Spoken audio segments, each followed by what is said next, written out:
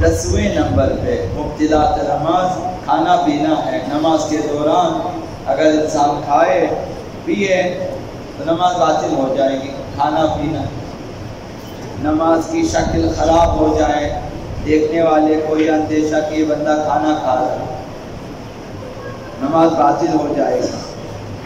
اگر نماز میں عمدن اس طرح سے کھائے پیے کہ نماز کی شکل خراب بھی نہ ہو تب بھی نماز باطل ہو جائے گی۔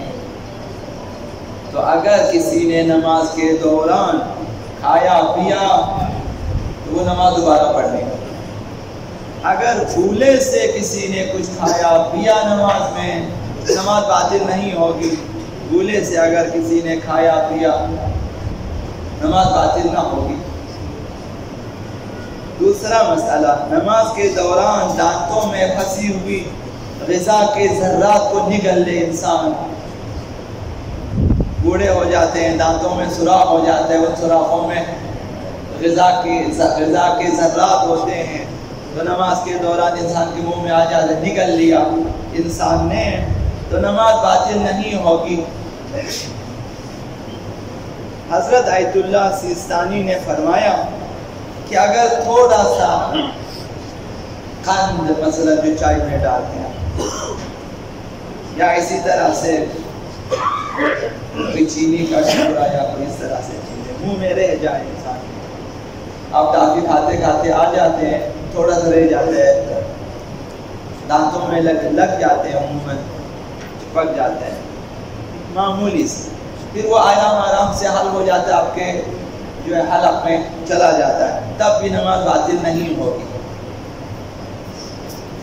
تو ایسا نہ ہو کہ آپ برش کریں، دھو لیں کہ بھئی ابھی چینی کا مزہ آ رہا ہے کہ یا مثلا کھانے کا مزہ آ رہا ہے، سالن کا مزہ آ رہا ہے، ضرورت نہیں ہے، اس سے نماز باطل نہیں ہوگی۔ جس طرح کھانا کھاتے ہیں اس طرح سے کھائے پیے کہ نماز کی شکل خراب ہو جائے، اس طرح سے نماز باطل ہو جائے گی۔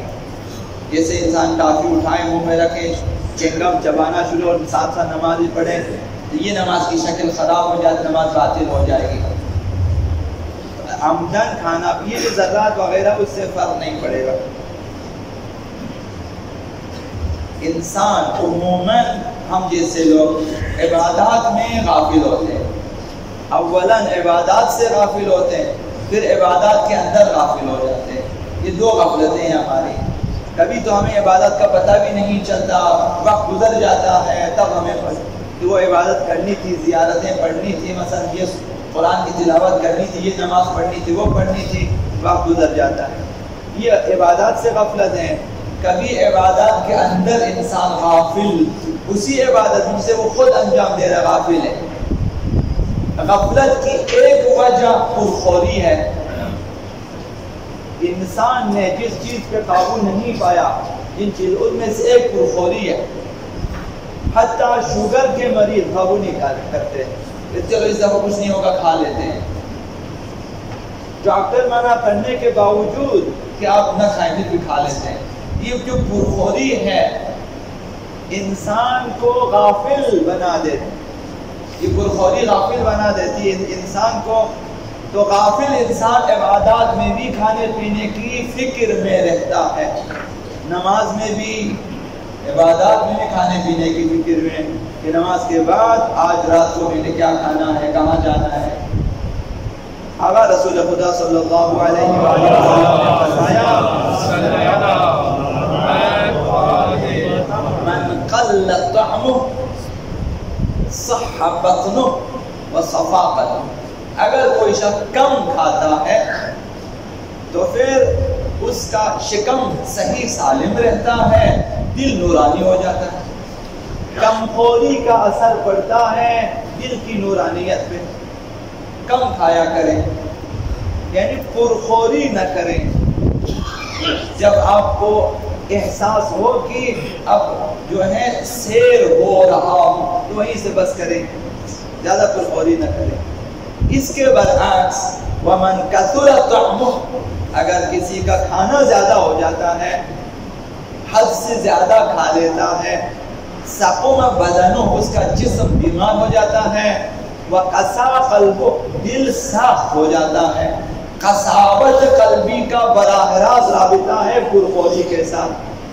زیادہ کھائیں گے دل سخت ہو جائے گا، تو جو لوگ قسی القلب ہوتے ہیں وہ غافل ہوتے ہیں عبادات سے۔ تو کم کھانے سے انسان کا دل نورانی ہو جاتا ہے، جب دل نورانی ہے تو انسان جو ہے وہ عبادات میں متوجہ رہتا ہے۔ ابو جحیفہ نامی شخص ہے، ابو جحیفہ، ایک دن اس نے آپ گوشت اور چربیدار گوشت کھا لیا، پرچرب سالن بنایا، گوشت بھی پرچرب ہے، سالن اور وہ شوربہ بھی کھا لیا۔ اس نے خوب پیغمبر اسلام کی خدمت میں پہنچا اور پھر ڈکار لیا پرخوری کی وجہ سے۔ پیغمبر اسلام نے فرمایا ابو جحیفہ اپنی ڈکار روک لو اسے، کیونکہ ان اکثرکم شبعا فی الدنیا اکثرکم جوعا فی الاخرہ، تم میں سے جو دنیا میں زیادہ پرخوری کریں گے قیامت کے دن زیادہ بھوکے رہیں گے، قیامت کے دن زیادہ بھوک لگے گی انہیں۔ تو یہاں زیادہ حد سے زیادہ کھائیں، اسراف بھی ہے اور اسراف گناہ ہے، تو ضرورت نہیں ہے نہ کھائیں، ضرورت سے زیادہ ہم لوگ کھا لیتے ہیں۔ ابھی مثلا آپ سیر ہو چکے ہیں، تھوڑا سا کھانا بچ جاتا ہے، تو اب ہماری اصطلاح میں کیا کہتے ہیں کہ کھا لو یہ ضائع ہو جائے گا، دوسرے کھلا دیتے ہیں۔ اگر کھا لیا اسے دو چیزیں ضائع، خود کو بھی ضائع کیا، کھانے کو بھی ضائع کیا، کیونکہ اسراف کیا۔ اگر آپ نے نہیں کھایا، تھوڑا سا کھانا بچ گیا، نہ کھایا تو کھانا ضائع ہو گیا، آپ کا جسم تو بچ گیا، دل کی نورانیت تو بچ گئی ہے۔ یہ کہ جو بھی بچے کہ بچانا نہیں ہے کھا لیتے ہیں، یہ بھی غلط ہے۔ اگر بچا سکتے بچائیں، کسی اور کو دے دیں اگر کوئی کھانے والے مل جائے، اگر نہیں کھائے تو چلو کھانا ضائع ہو جائے گا، آپ کا جسم تو بیمار نہیں ہوگا، پرخوری نہیں ہوگی، قساوت قلبی تو کم از کم پیدا نہیں ہوگی۔ تو پرخوری سے بچیں۔ حضرت عیسیٰ بن مریم علیہ السلام انبیاء بنی اسرائیل میں سے، ان سے روایت حضرت عیسیٰ علیہ السلام کی روایت ہے، فرمایا یا بنی اسرائیل لا تکثر الاکل، زیادہ کھانے کی عادت نہ کرو، پرخوری چھوڑ دو، فإنہ من اکثر الاکل، جو زیادہ کھاتا ہے، کثرت سے کھاتا ہے، پرخوری کرتا ہے، اکثر النوم، ان کی نیند زیادہ ہوتی ہے، جو لوگ زیادہ کھاتے ہیں ان کی نیند زیادہ ہوتی ہے۔